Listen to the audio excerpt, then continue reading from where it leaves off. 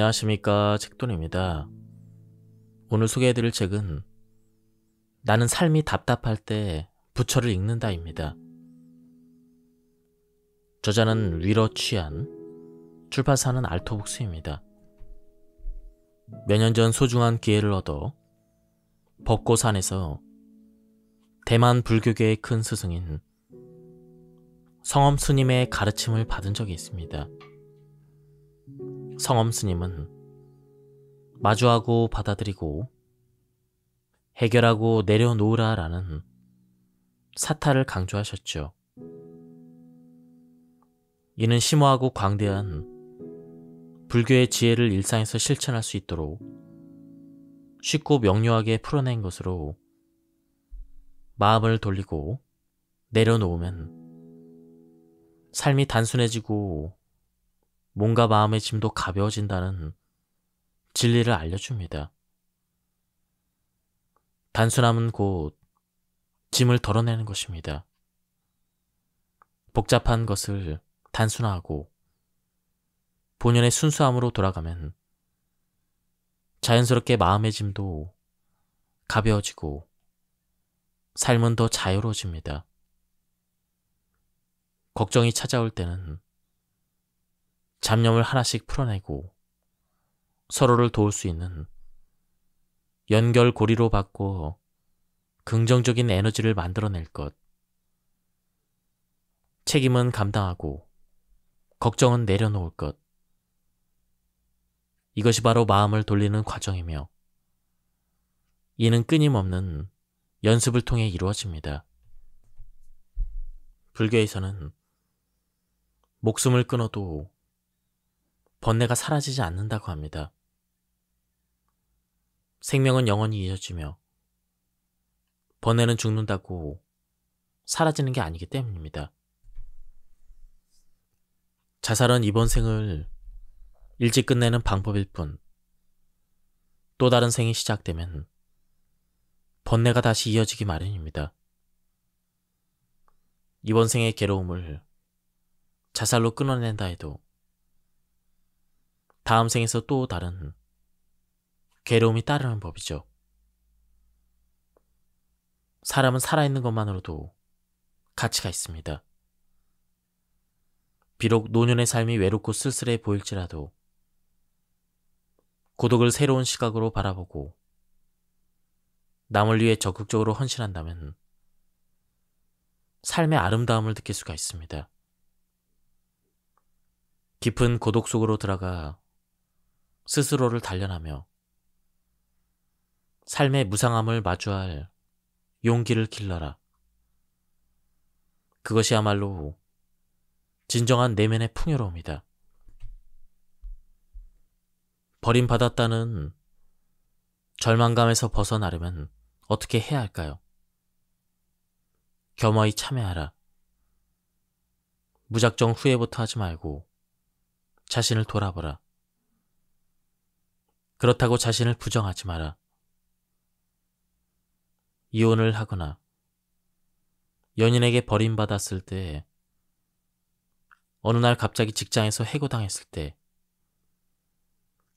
을의 시리와 부정적인 감정에 빠져들고 맙니다. 억울하고 화가 날 뿐 아니라 불공정한 것 같고 자신이 무능하고 불필요한 존재가 된 것 같은 생각이 들기도 합니다. 이런 수동적인 고독에서 벗어나려면 어떻게 해야 할까요? 성엄 스님은 마음을 가라앉히고 수동적 고독을 능동적 고독으로 바꾸라라고 조언합니다. 회사에서 해고당하거나 연인에게 버림받거나 친구에게 배신당하면 먼저 그 책임이 나에게 있는지 상대방에게 있는지를 따져봐야 합니다. 만약 내 탓이라면 그 경험을 소중히 여기고 교훈을 얻어야 훗날 같은 실수를 저지르지 않을 수가 있습니다. 인생에서 수동적인 고독을 마주하면 우선 스스로 돌아보되 자신을 부정해서는 안 됩니다. 겸허히 참여할 수는 있지만 무작정 후회부터 할 필요는 없습니다. 내 잘못이거나 미진한 부분이 있다면 고치면 됩니다. 상대방의 잘못이라면 절대로 자신을 버려서는 안 되겠죠. 오히려 무가치한 대상이나 관계에 더 많은 시간을 허비하지 않게 된 것을 다행으로 여겨야 합니다. 그 대상은 노력할 가치가 없는 사람이었고 그 관계는 지속할 가치가 없기 때문입니다. 이러한 사고방식은 수동적 고독을 겪었을 때 반드시 갖춰야 할 기본적인 마음가짐입니다. 욕망을 채우려고 하면 자유에서 멀어질까? 창업한 지 얼마 안 돼서 사업을 키우기 위해 고군분투 중인 젊은 사업가가 있다고 합시다. 이 상황에서 그는 경영에만 매진해야 할까요? 아니면 연애에도 신경을 써야 할까요? 사업과 연애 중에 하나를 선택해야 한다면 적어도 우선순위는 있어야 합니다. 만약 경영을 등한시하고 연애에만 열중하거나 야심이 지나쳐서 제 투자에만 몰두한다면 회사가 휘청거려서 고객과 직원, 주주에게 피해가 갈 수가 있습니다. 이는 자유가 아니라 무책임입니다. 웅장여어라는 말이 있습니다. 곰 발바닥과 물고기라는 뜻으로 두 가지를 겸할 수 없는 경우나 둘 중 하나를 취사 선택하기 어려운 경우에 쓰는 고사성어입니다. 현대인들은 동시에 가질 수 없는 것을 기어코 다 가지려고 욕심을 부립니다. 게다가 두 가지가 본질적으로 모순된다면 명확한 선택을 하지 않는 한은 결코 자유로울 수 없는 법이죠. 자유는 불교에서 말하는 해탈과 비슷합니다. 사람은 누구나 유혹에 빠질 수 있고 자칫 잘못하면 유혹에 넘어가 낭패를 볼 수가 있습니다. 유혹은 부자유한 일입니다. 유혹을 떨칠 수 있다면 곧 자유로워집니다. 유혹을 떨치지 못하는 이유는 자기 자신을 잘 모르기 때문입니다. 예컨대 눈앞에 1억이 있다면 가질 텐가라고 묻게 되면 인간이라면 본능적으로 네라고 답할 것입니다. 그러나 분수를 아는 사람은 오히려 이렇게 되물을 것입니다. 내가 이 돈을 왜 가져야 하죠? 하늘에서 뚝 떨어진 돈이잖아요.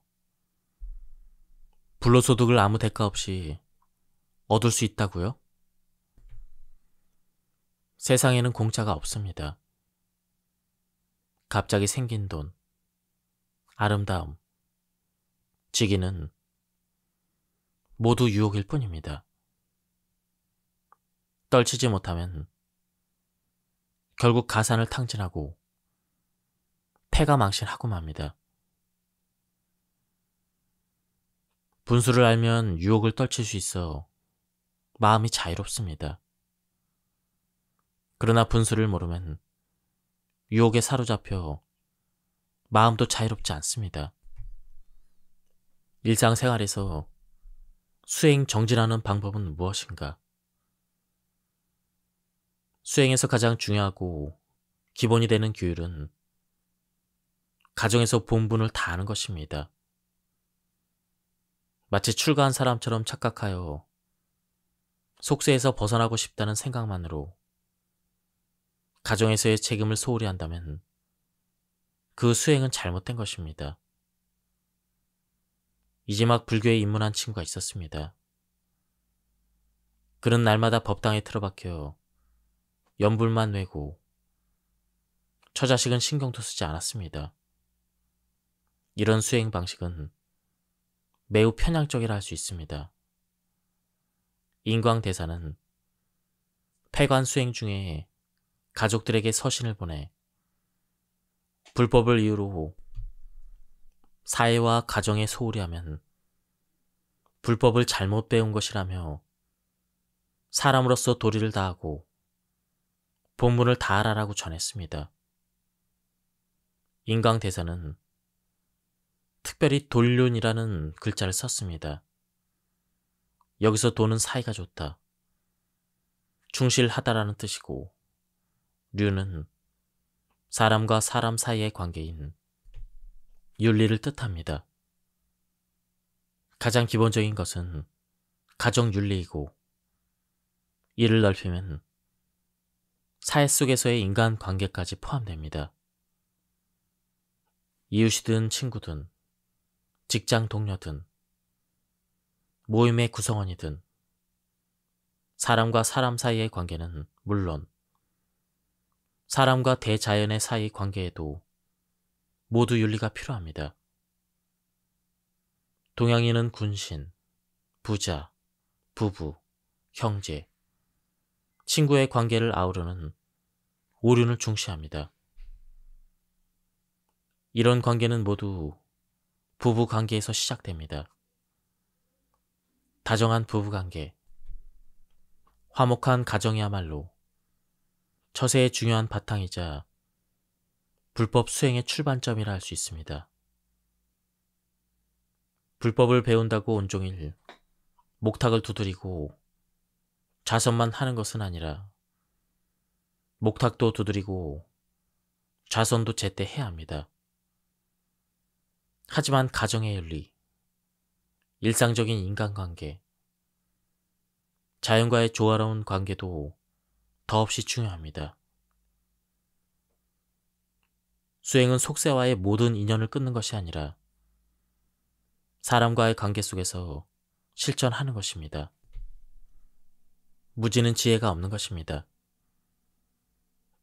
분수에 안 맞는 허튼 생각에 빠져 끝없이 탐욕을 부리며 욕망이 채워지지 않으면 두려움에 빠집니다. 반야심경에 이르기를 마음에 걸림이 없는 고로 두려움이 없다라고 했습니다. 마음에 걸림이 없는 이유는 우리가 삶의 본질을 제대로 알지 못하기 때문입니다. 성엄 스님이 말씀하신 첫 번째 두려움입니다. 무지로 인한 두려움은 정보와 지식을 아무리 많이 채워줘도 떨쳐내기 어렵습니다. 삶의 본질은 무상입니다.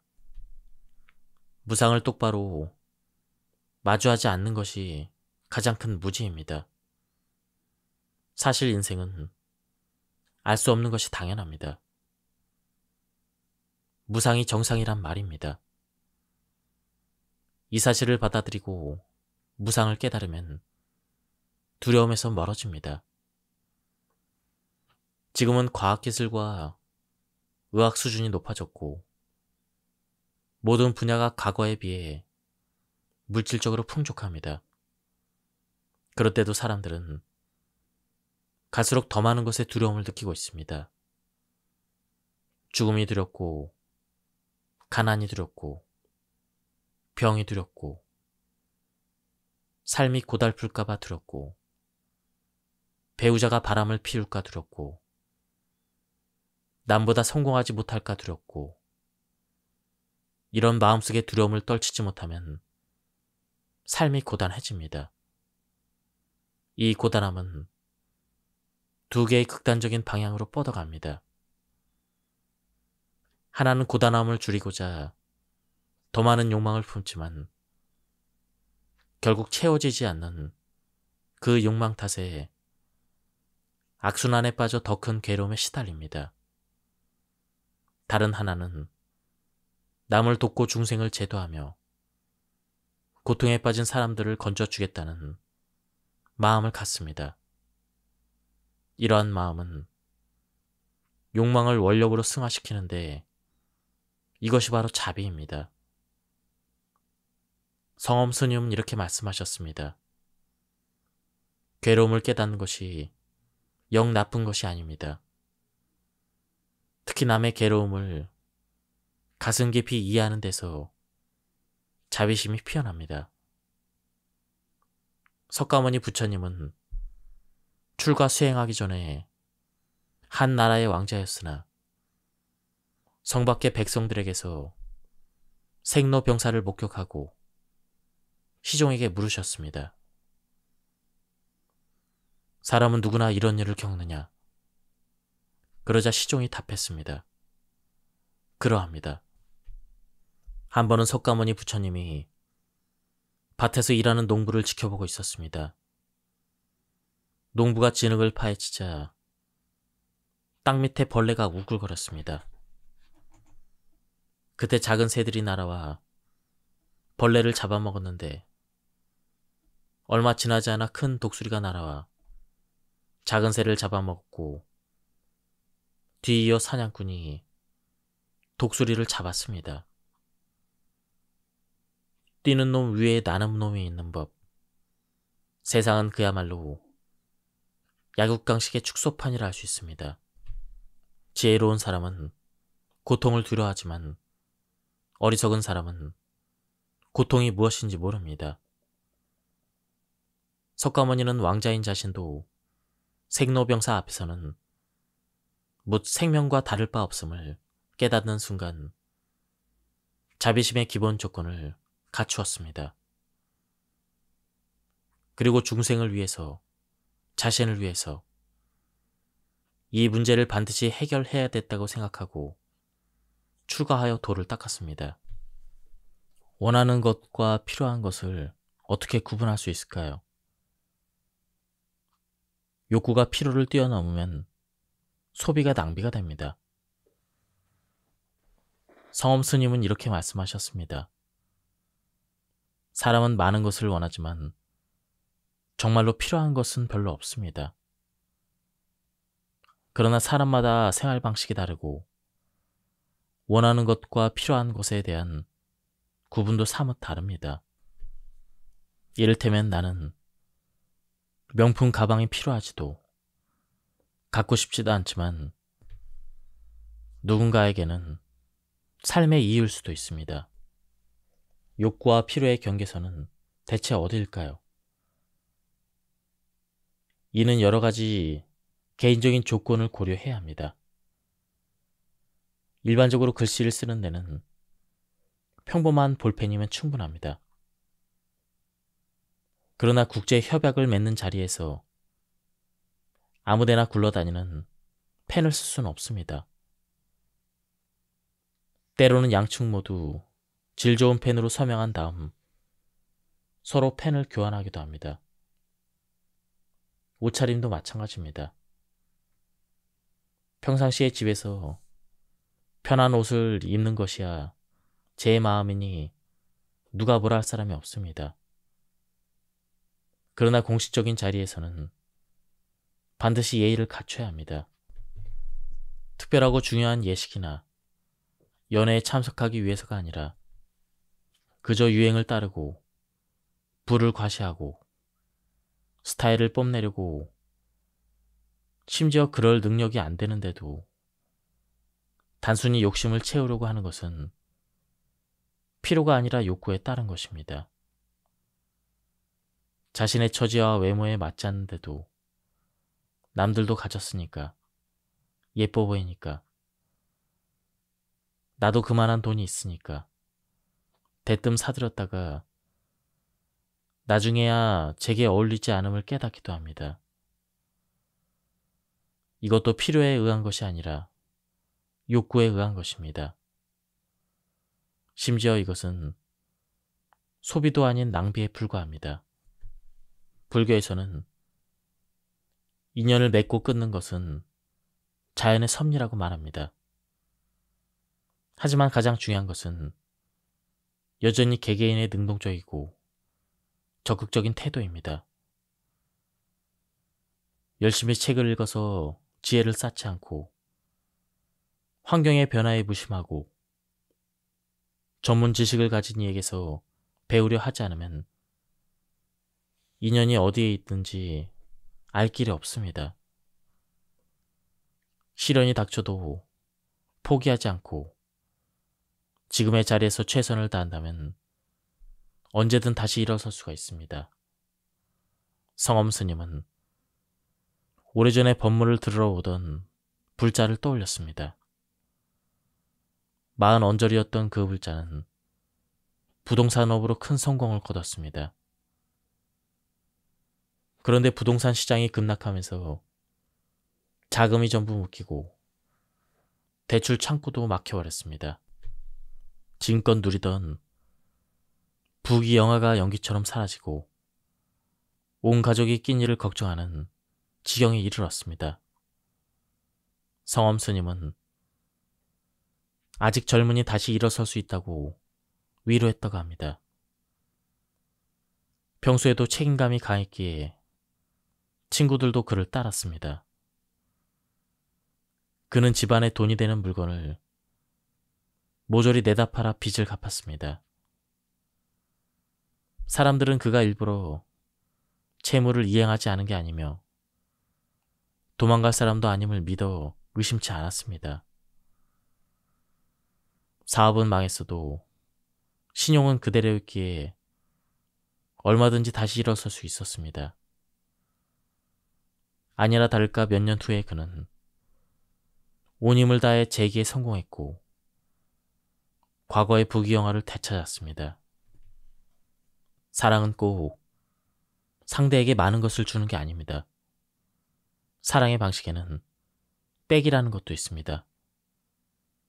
이는 감정이나 물질 대신 최선을 다해 상대의 번뇌와 부담, 기대나 소유를 줄이는 방식의 사랑입니다.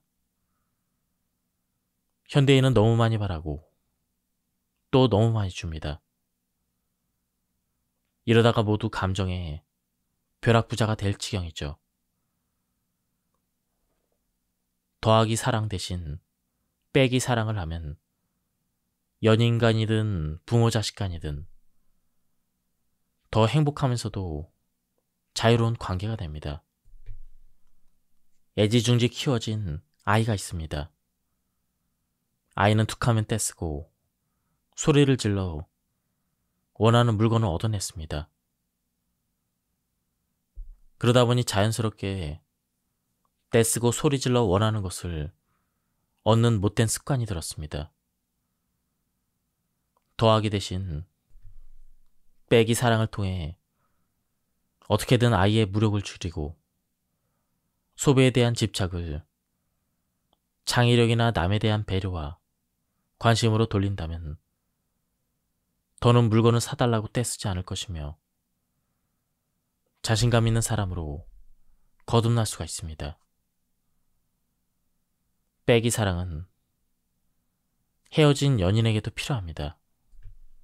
상대가 헤어지기를 원하면 내가 여전히 상대를 사랑하더라도 더는 더하지 말고 근심도 빼고 번뇌도 빼고 부담도 빼세요. 그러면 자연히 그 사랑에 대한 집착이 사라집니다. 성엄 스님은 선수련을 하러 온 사람들에게 늘 이런 말씀을 하셨습니다.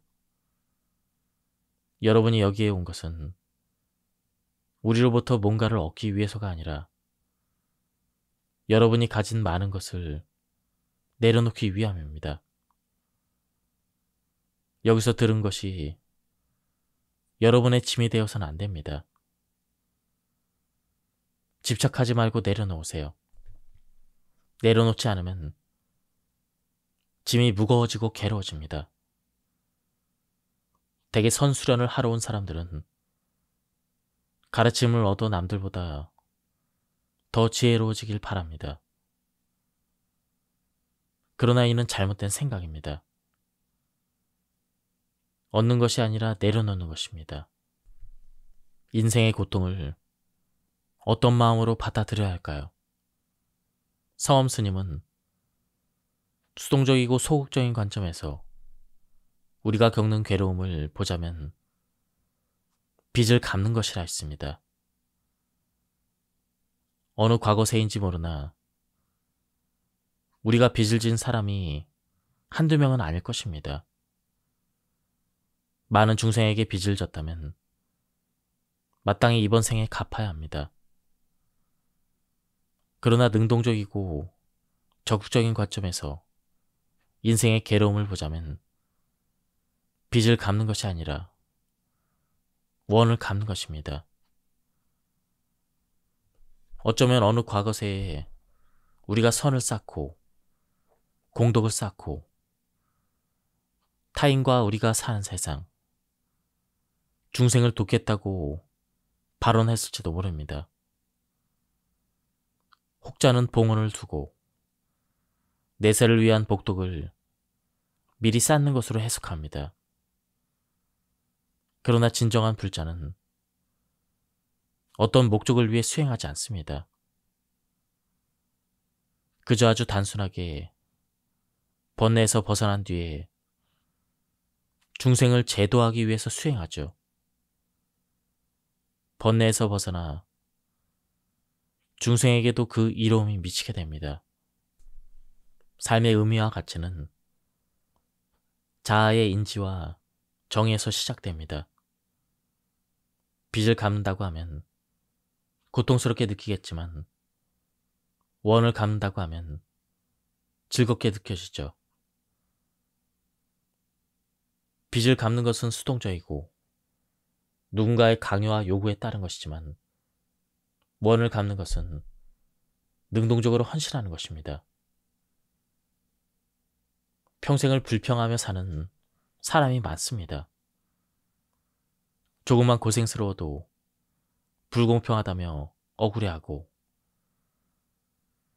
부모와 형제, 세상이 자신을 이유 없이 미워한다고 원망합니다. 이런 사람은 평생 아무리 노력해도 인연이 아니라 원한만 맺을 뿐입니다. 반대로 안분지족하는 사람은 삶의 즐거움과 괴로움에는 다 그럴 만한 인연이 있음을 알아 타인을 부러워하지도 않고 억울해하며 원망하지도 않습니다. 그런 까닭에 평생 원한이 아니라 인연만 맺습니다.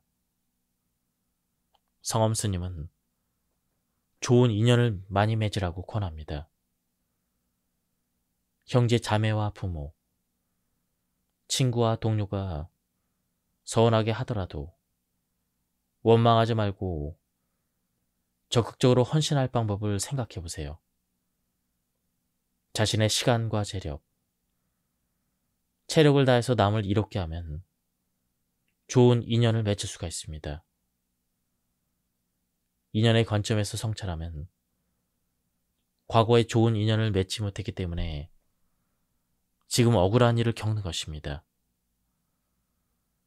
그러므로 지금 좋은 인연을 많이 맺으려고 노력해야 합니다.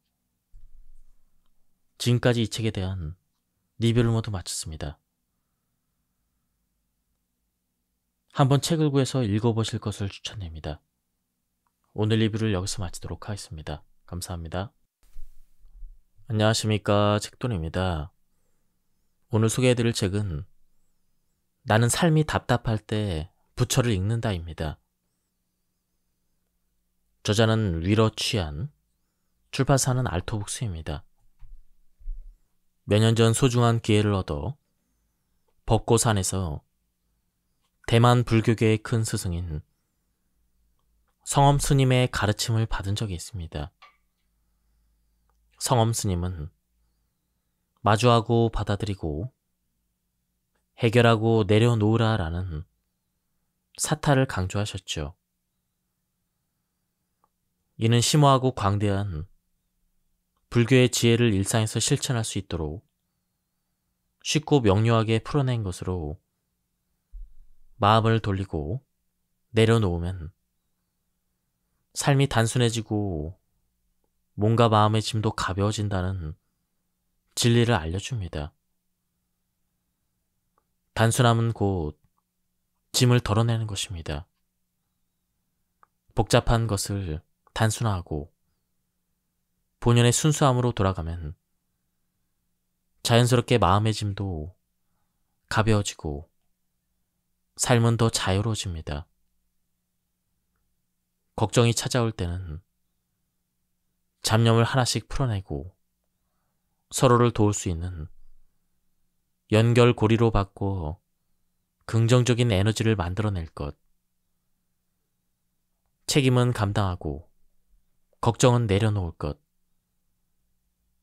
이것이 바로 마음을 돌리는 과정이며 이는 끊임없는 연습을 통해 이루어집니다. 불교에서는 목숨을 끊어도 번뇌가 사라지지 않는다고 합니다. 생명은 영원히 이어지며 번뇌는 죽는다고 사라지는 게 아니기 때문입니다. 자살은 이번 생을 일찍 끝내는 방법일 뿐, 또 다른 생이 시작되면 번뇌가 다시 이어지기 마련입니다. 이번 생의 괴로움을 자살로 끊어낸다 해도 다음 생에서 또 다른 괴로움이 따르는 법이죠. 사람은 살아있는 것만으로도 가치가 있습니다. 비록 노년의 삶이 외롭고 쓸쓸해 보일지라도 고독을 새로운 시각으로 바라보고 남을 위해 적극적으로 헌신한다면 삶의 아름다움을 느낄 수가 있습니다. 깊은 고독 속으로 들어가 스스로를 단련하며 삶의 무상함을 마주할 용기를 길러라. 그것이야말로 진정한 내면의 풍요로움이다. 버림받았다는 절망감에서 벗어나려면 어떻게 해야 할까요? 겸허히 참여하라. 무작정 후회부터 하지 말고 자신을 돌아보라. 그렇다고 자신을 부정하지 마라. 이혼을 하거나 연인에게 버림받았을 때, 어느 날 갑자기 직장에서 해고당했을 때 을의 시리와 부정적인 감정에 빠져들고 맙니다. 억울하고 화가 날 뿐 아니라 불공정한 것 같고 자신이 무능하고 불필요한 존재가 된 것 같은 생각이 들기도 합니다. 이런 수동적인 고독에서 벗어나려면 어떻게 해야 할까요? 성엄 스님은 마음을 가라앉히고 수동적 고독을 능동적 고독으로 바꾸라라고 조언합니다. 회사에서 해고당하거나 연인에게 버림받거나 친구에게 배신당하면 먼저 그 책임이 나에게 있는지 상대방에게 있는지를 따져봐야 합니다. 만약 내 탓이라면 그 경험을 소중히 여기고 교훈을 얻어야 훗날 같은 실수를 저지르지 않을 수가 있습니다. 인생에서 수동적인 고독을 마주하면 우선 스스로 돌아보되 자신을 부정해서는 안 됩니다. 겸허히 참여할 수는 있지만 무작정 후회부터 할 필요는 없습니다. 내 잘못이거나 미진한 부분이 있다면 고치면 됩니다. 상대방의 잘못이라면 절대로 자신을 버려서는 안 되겠죠. 오히려 무가치한 대상이나 관계에 더 많은 시간을 허비하지 않게 된 것을 다행으로 여겨야 합니다. 그 대상은 노력할 가치가 없는 사람이었고 그 관계는 지속할 가치가 없기 때문입니다. 이러한 사고방식은 수동적 고독을 겪었을 때 반드시 갖춰야 할 기본적인 마음가짐입니다. 욕망을 채우려고 하면 자유에서 멀어질까? 창업한 지 얼마 안 돼서 사업을 키우기 위해 고군분투 중인 젊은 사업가가 있다고 합시다. 이 상황에서 그는 경영에만 매진해야 할까요? 아니면 연애에도 신경을 써야 할까요? 사업과 연애 중에 하나를 선택해야 한다면 적어도 우선순위는 있어야 합니다. 만약 경영을 등한시하고 연애에만 열중하거나 야심이 지나쳐서 제 투자에만 몰두한다면 회사가 휘청거려서 고객과 직원, 주주에게 피해가 갈 수가 있습니다. 이는 자유가 아니라 무책임입니다. 웅장여어라는 말이 있습니다. 곰 발바닥과 물고기라는 뜻으로 두 가지를 겸할 수 없는 경우나 둘 중 하나를 취사 선택하기 어려운 경우에 쓰는 고사성어입니다. 현대인들은 동시에 가질 수 없는 것을 기어코 다 가지려고 욕심을 부립니다. 게다가 두 가지가 본질적으로 모순된다면 명확한 선택을 하지 않는 한은 결코 자유로울 수 없는 법이죠. 자유는 불교에서 말하는 해탈과 비슷합니다. 사람은 누구나 유혹에 빠질 수 있고 자칫 잘못하면 유혹에 넘어가 낭패를 볼 수가 있습니다. 유혹은 부자유한 일입니다. 유혹을 떨칠 수 있다면 곧 자유로워집니다. 유혹을 떨치지 못하는 이유는 자기 자신을 잘 모르기 때문입니다. 예컨대 눈앞에 1억이 있다면 가질 텐가라고 묻게 되면 인간이라면 본능적으로 네라고 답할 것입니다. 그러나 분수를 아는 사람은 오히려 이렇게 되물을 것입니다. 내가 이 돈을 왜 가져야 하죠? 하늘에서 뚝 떨어진 돈이잖아요. 불로소득을 아무 대가 없이 얻을 수 있다고요? 세상에는 공짜가 없습니다. 갑자기 생긴 돈, 아름다움, 직위는 모두 유혹일 뿐입니다. 떨치지 못하면 결국 가산을 탕진하고 패가 망신하고 맙니다. 분수를 알면 유혹을 떨칠 수 있어 마음이 자유롭습니다. 그러나 분수를 모르면 유혹에 사로잡혀 마음도 자유롭지 않습니다. 일상생활에서 수행 정진하는 방법은 무엇인가? 수행에서 가장 중요하고 기본이 되는 규율은 가정에서 본분을 다하는 것입니다.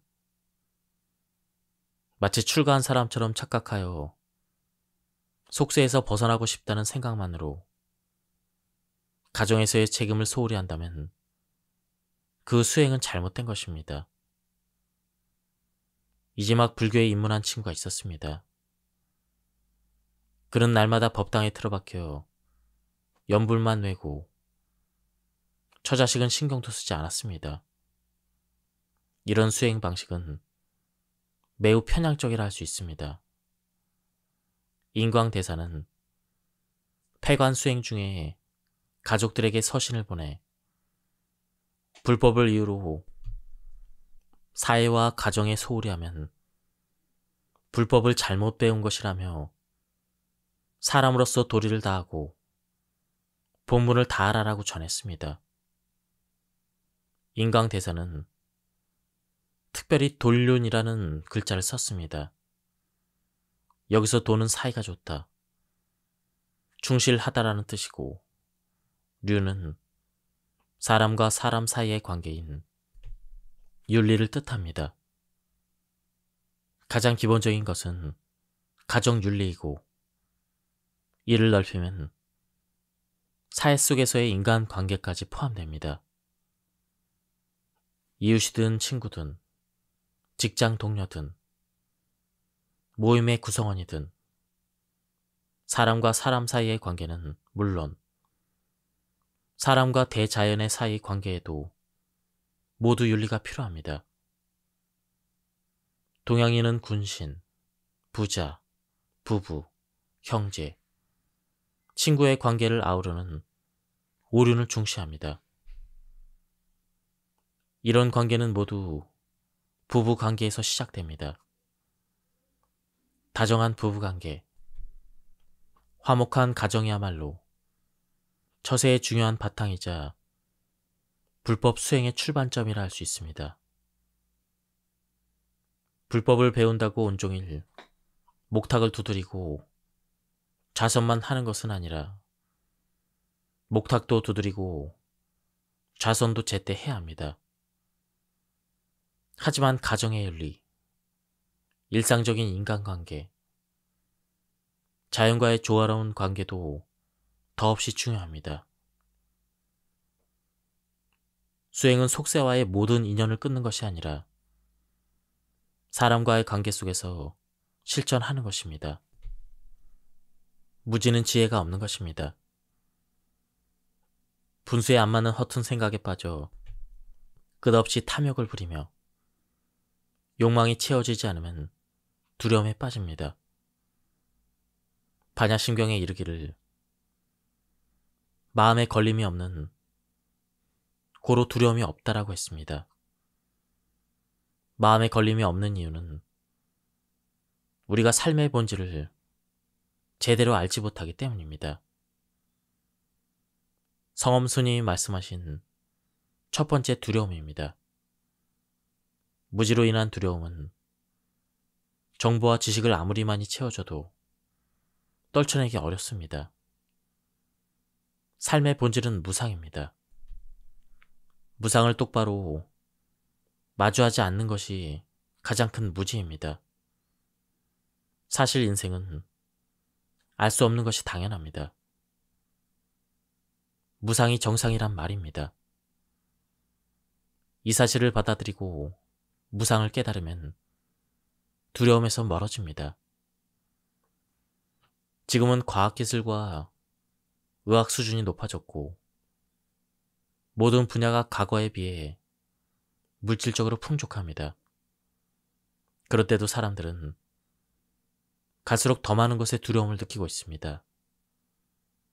죽음이 두렵고 가난이 두렵고 병이 두렵고 삶이 고달플까봐 두렵고 배우자가 바람을 피울까 두렵고 남보다 성공하지 못할까 두렵고 이런 마음속의 두려움을 떨치지 못하면 삶이 고단해집니다. 이 고단함은 두 개의 극단적인 방향으로 뻗어갑니다. 하나는 고단함을 줄이고자 더 많은 욕망을 품지만 결국 채워지지 않는 그 욕망 탓에 악순환에 빠져 더 큰 괴로움에 시달립니다. 다른 하나는 남을 돕고 중생을 제도하며 고통에 빠진 사람들을 건져주겠다는 마음을 갖습니다. 이러한 마음은 욕망을 원력으로 승화시키는데 이것이 바로 자비입니다. 성엄 스님은 이렇게 말씀하셨습니다. 괴로움을 깨닫는 것이 영 나쁜 것이 아닙니다. 특히 남의 괴로움을 가슴 깊이 이해하는 데서 자비심이 피어납니다. 석가모니 부처님은 출가 수행하기 전에 한 나라의 왕자였으나 성 밖의 백성들에게서 생로병사를 목격하고 시종에게 물으셨습니다. 사람은 누구나 이런 일을 겪느냐? 그러자 시종이 답했습니다. 그러합니다. 한 번은 석가모니 부처님이 밭에서 일하는 농부를 지켜보고 있었습니다. 농부가 진흙을 파헤치자 땅 밑에 벌레가 우글거렸습니다. 그때 작은 새들이 날아와 벌레를 잡아먹었는데 얼마 지나지 않아 큰 독수리가 날아와 작은 새를 잡아먹었고 뒤이어 사냥꾼이 독수리를 잡았습니다. 뛰는 놈 위에 나는 놈이 있는 법. 세상은 그야말로 약육강식의 축소판이라 할 수 있습니다. 지혜로운 사람은 고통을 두려워하지만 어리석은 사람은 고통이 무엇인지 모릅니다. 석가모니는 왕자인 자신도 생로병사 앞에서는 묻 생명과 다를 바 없음을 깨닫는 순간 자비심의 기본 조건을 갖추었습니다. 그리고 중생을 위해서, 자신을 위해서 이 문제를 반드시 해결해야 됐다고 생각하고 출가하여 도를 닦았습니다. 원하는 것과 필요한 것을 어떻게 구분할 수 있을까요? 욕구가 필요를 뛰어넘으면 소비가 낭비가 됩니다. 성엄 스님은 이렇게 말씀하셨습니다. 사람은 많은 것을 원하지만 정말로 필요한 것은 별로 없습니다. 그러나 사람마다 생활 방식이 다르고 원하는 것과 필요한 것에 대한 구분도 사뭇 다릅니다. 이를테면 나는 명품 가방이 필요하지도 갖고 싶지도 않지만 누군가에게는 삶의 이유일 수도 있습니다. 욕구와 필요의 경계선은 대체 어디일까요? 이는 여러 가지 개인적인 조건을 고려해야 합니다. 일반적으로 글씨를 쓰는 데는 평범한 볼펜이면 충분합니다. 그러나 국제 협약을 맺는 자리에서 아무데나 굴러다니는 펜을 쓸 수는 없습니다. 때로는 양측 모두 질 좋은 펜으로 서명한 다음 서로 펜을 교환하기도 합니다. 옷차림도 마찬가지입니다. 평상시에 집에서 편한 옷을 입는 것이야 제 마음이니 누가 뭐라 할 사람이 없습니다. 그러나 공식적인 자리에서는 반드시 예의를 갖춰야 합니다. 특별하고 중요한 예식이나 연회에 참석하기 위해서가 아니라 그저 유행을 따르고 부를 과시하고 스타일을 뽐내려고 심지어 그럴 능력이 안 되는데도 단순히 욕심을 채우려고 하는 것은 필요가 아니라 욕구에 따른 것입니다. 자신의 처지와 외모에 맞지 않는데도 남들도 가졌으니까, 예뻐 보이니까, 나도 그만한 돈이 있으니까 대뜸 사들였다가 나중에야 제게 어울리지 않음을 깨닫기도 합니다. 이것도 필요에 의한 것이 아니라 욕구에 의한 것입니다. 심지어 이것은 소비도 아닌 낭비에 불과합니다. 불교에서는 인연을 맺고 끊는 것은 자연의 섭리라고 말합니다. 하지만 가장 중요한 것은 여전히 개개인의 능동적이고 적극적인 태도입니다. 열심히 책을 읽어서 지혜를 쌓지 않고 환경의 변화에 무심하고 전문 지식을 가진 이에게서 배우려 하지 않으면 인연이 어디에 있든지 알 길이 없습니다. 시련이 닥쳐도 포기하지 않고 지금의 자리에서 최선을 다한다면 언제든 다시 일어설 수가 있습니다. 성엄 스님은 오래전에 법문을 들으러 오던 불자를 떠올렸습니다. 40언저리였던 그 불자는 부동산업으로 큰 성공을 거뒀습니다. 그런데 부동산 시장이 급락하면서 자금이 전부 묶이고 대출 창구도 막혀버렸습니다. 지금껏 누리던 부귀 영화가 연기처럼 사라지고 온 가족이 낀 일을 걱정하는 지경에 이르렀습니다. 성엄 스님은 아직 젊으니 다시 일어설 수 있다고 위로했다고 합니다. 평소에도 책임감이 강했기에 친구들도 그를 따랐습니다. 그는 집안에 돈이 되는 물건을 모조리 내다 팔아 빚을 갚았습니다. 사람들은 그가 일부러 채무를 이행하지 않은 게 아니며 도망갈 사람도 아님을 믿어 의심치 않았습니다. 사업은 망했어도 신용은 그대로였기에 얼마든지 다시 일어설 수 있었습니다. 아니나 다를까 몇 년 후에 그는 온 힘을 다해 재기에 성공했고 과거의 부귀영화를 되찾았습니다. 사랑은 꼭 상대에게 많은 것을 주는 게 아닙니다. 사랑의 방식에는 백이라는 것도 있습니다. 이는 감정이나 물질 대신 최선을 다해 상대의 번뇌와 부담, 기대나 소유를 줄이는 방식의 사랑입니다. 현대인은 너무 많이 바라고 또 너무 많이 줍니다. 이러다가 모두 감정의 벼락부자가 될 지경이죠.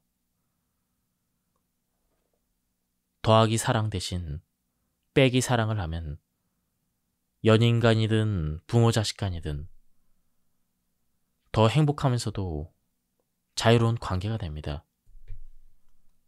애지중지 키워진 아이가 있습니다. 아이는 툭하면 떼쓰고 소리를 질러 원하는 물건을 얻어냈습니다. 그러다 보니 자연스럽게 떼쓰고 소리 질러 원하는 것을 얻는 못된 습관이 들었습니다. 더하기 대신 빼기 사랑을 통해 어떻게든 아이의 무력을 줄이고 소비에 대한 집착을 창의력이나 남에 대한 배려와 관심으로 돌린다면 더는 물건을 사달라고 떼쓰지 않을 것이며 자신감 있는 사람으로 거듭날 수가 있습니다. 빼기 사랑은 헤어진 연인에게도 필요합니다. 상대가 헤어지기를 원하면 내가 여전히 상대를 사랑하더라도 더는 더하지 말고 근심도 빼고 번뇌도 빼고 부담도 빼세요.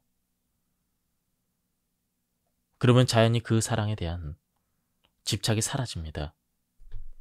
성엄 스님은 선수련을 하러 온 사람들에게 늘 이런 말씀을 하셨습니다. 여러분이 여기에 온 것은 우리로부터 뭔가를 얻기 위해서가 아니라 여러분이 가진 많은 것을 내려놓기 위함입니다. 여기서 들은 것이 여러분의 짐이 되어서는 안 됩니다. 집착하지 말고 내려놓으세요. 내려놓지 않으면 짐이 무거워지고 괴로워집니다. 대개 선수련을 하러 온 사람들은 가르침을 얻어 남들보다 더 지혜로워지길 바랍니다. 그러나 이는 잘못된 생각입니다.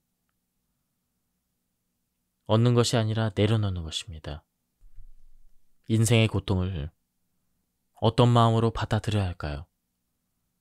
성엄 스님은 수동적이고 소극적인 관점에서 우리가 겪는 괴로움을 보자면 빚을 갚는 것이라 했습니다. 어느 과거세인지 모르나 우리가 빚을 진 사람이 한두 명은 아닐 것입니다. 많은 중생에게 빚을 졌다면 마땅히 이번 생에 갚아야 합니다.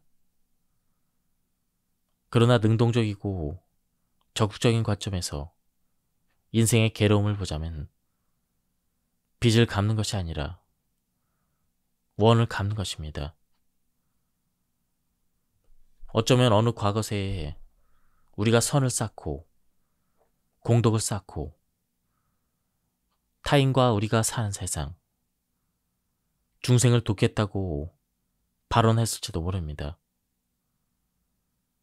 혹자는 봉헌을 두고 내세를 위한 복덕을 미리 쌓는 것으로 해석합니다.